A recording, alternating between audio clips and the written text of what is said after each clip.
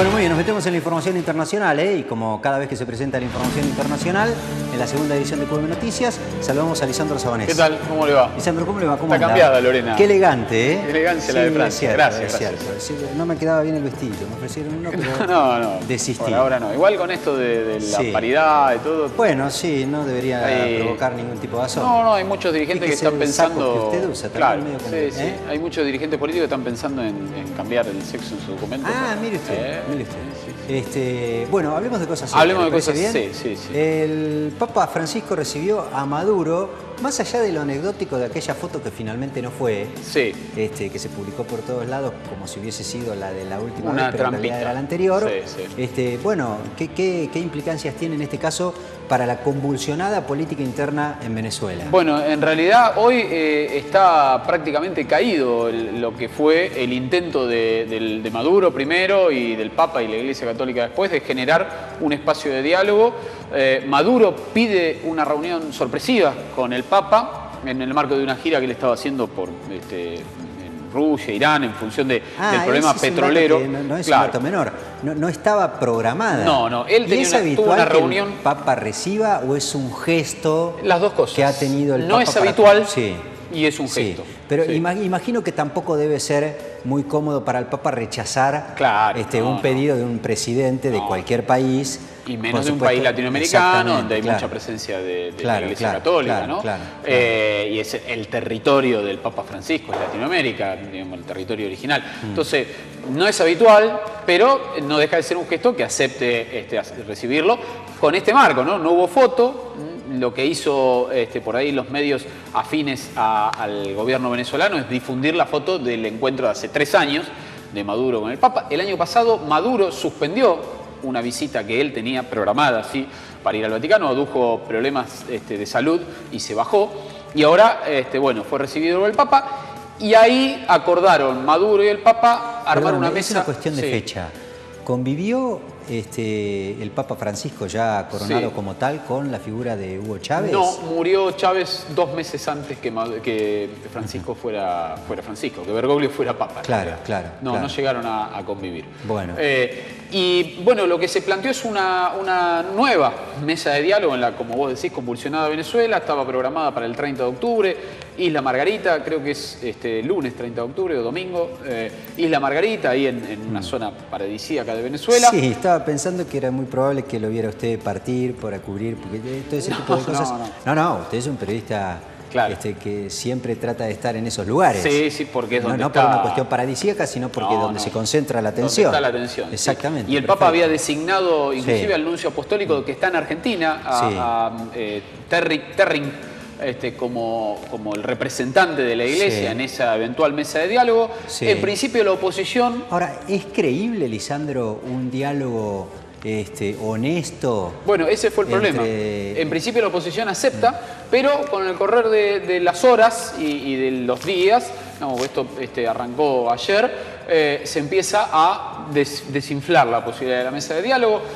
Hay que decir que Venezuela está en una situación muy tensa. Hoy hubo marchas a favor y en contra del gobierno de Maduro. El gobierno de Maduro ha postergado en realidad las elecciones municipales que estaban previstas para fin de año. Ha suspendido la posibilidad de que este año se realice el referéndum revocatorio. Esto es un sistema que tiene pautada la Constitución venezolana, la Constitución bolivariana, aparte, para que si eventualmente se juntan X cantidad de firmas, se pueda pedir la revocación de los mandatos de los funcionarios, desde el presidente para abajo.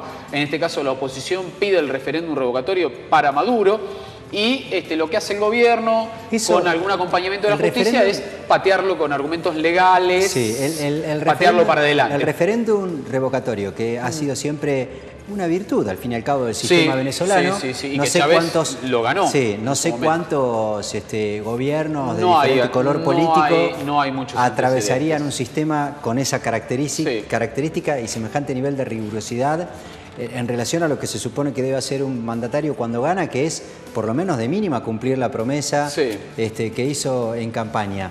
Pero eso está preestablecido con un tiempo determinado. ¿Por qué decís vos la oposición lo pidió? ¿Cómo es el tema? Sí, porque hay que surge en el debate. Hay determinados pasos. Hay que juntar firmas, hay que validar esas firmas, hay que después presentar eso ante el Tribunal Electoral. El Tribunal Electoral es el que debe determinar si todo se cumple. En su momento esos pasos, con algunos obstáculos, se siguieron, se planteó el referéndum revocatorio, Chávez lo ganó hace creo que 10 años más o menos.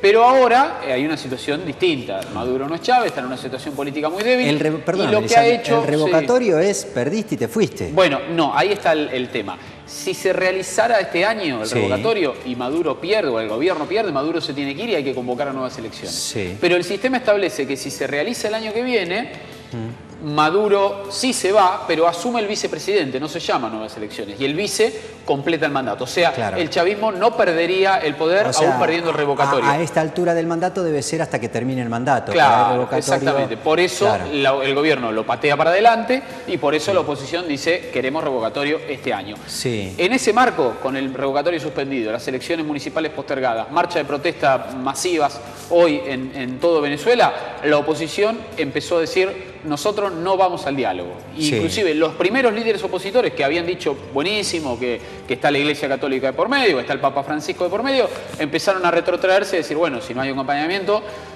no vamos al diálogo, ¿no? ¿Qué pasa, Albino, en Venezuela? Están demasiado jugados unos y otros. Las posiciones extremas de uno y otro bando toman mucha fuerza, nadie cree en el otro, no hay confianza en el otro, entonces nadie tiene la suficiente fuerza como para sentarse ni siquiera en una mesa de diálogo a ver qué punto de encuentro pueden encontrar para, valga la redundancia, para salir del atolladero de la crisis política y económica que tiene Venezuela. Bueno, déjame, antes de despedirte, Lisandro, pedirte una reflexión acerca de otro hecho que es, por lo menos histórico, el voto de Estados Unidos contra, en realidad se abstuvo de votar a favor del embargo. ¿No? Por primera vez, Albino, desde que se vota en la ONU se trata el embargo o el bloqueo, como dicen los cubanos, a Cuba, recordemos, ¿no? Por supuesto siempre lo impulsaba Estados Unidos. Estados Unidos desde la presidencia de Kennedy para acá, de la década del 60, tiene un sistema de embargo contra Cuba que no solo incluye a las empresas norteamericanas que no pueden comerciar con Cuba, sino que las empresas del mundo que actúan en Estados Unidos tienen vedado realizar comercio en Cuba, ¿no? Bueno, esto desde el año 92 la ONU viene planteándolo y se viene generando rechazos mayoritarios en la Asamblea de la ONU, caso Malvinas, similar, pero claro, las resoluciones de la ONU no son vinculantes, son sugerencias. Y Estados Unidos y sus países aliados... Tienen un peso político, pero finalmente no necesariamente se tienen que cumplir. Con ese criterio, Argentina ya tendría que estar sentada negociando con Gran Bretaña, porque eso fue lo que... La ONU lo establece todos los años. Exactamente. Y por primera vez, te decía, en 25 años, Estados Unidos y sus países aliados siempre votaban en contra, ¿no? Y algunos se abstenían. Argentina ha oscilado entre la abstención en épocas de Duhalde, el voto en contra con De la Rúa, o el voto a favor de levantar el bloqueo en épocas de los Kirchner. Por primera vez Estados Unidos se abstiene en una resolución que va en contra de su propia política, ¿no? De su propia ley. ¿Pero por qué? Porque el que se abstiene es el gobierno, es Obama el que plantea, y estamos viendo a la representante norteamericana planteando la abstención. Pero el que tiene que resolver la finalización del embargo es el Congreso norteamericano. Y ahí la mayoría republicana, la mayoría opositora a Obama, sigue insistiendo con el bloqueo, con el embargo a Cuba.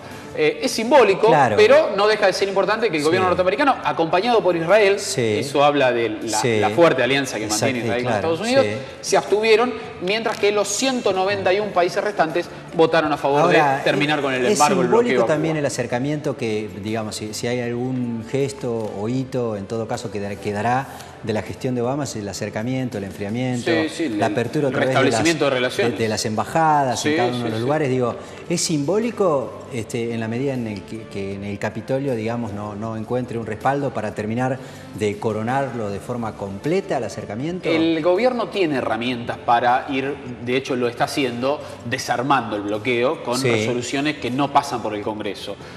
Lo ha ido aflojando, por utilizar un término práctico que la gente lo entienda, ¿no? En ese sentido está, por ejemplo, la llegada de los cruceros turísticos a Cuba, que desde Estados Unidos, que antes estaba vedada. Pero la palabra final la tiene el Capitolio, como decía, la tiene el Congreso. Hay elecciones el 8 de noviembre, no solo se elige presidente, sino que también se renueva parte del Senado y toda la Cámara de Representantes, lo que sería la Cámara de Diputados. Si los demócratas con Hillary ganan la elección y recuperan la mayoría en el Congreso, podría pasar que finalmente se derogue el embargo, el bloqueo a Cuba. Si gana Donald Trump y los republicanos mantienen la mayoría, es imprevisible lo que puede llegar a pasar. Lisandro, gracias. No, por favor. Un placer enorme. Gracias, igualmente.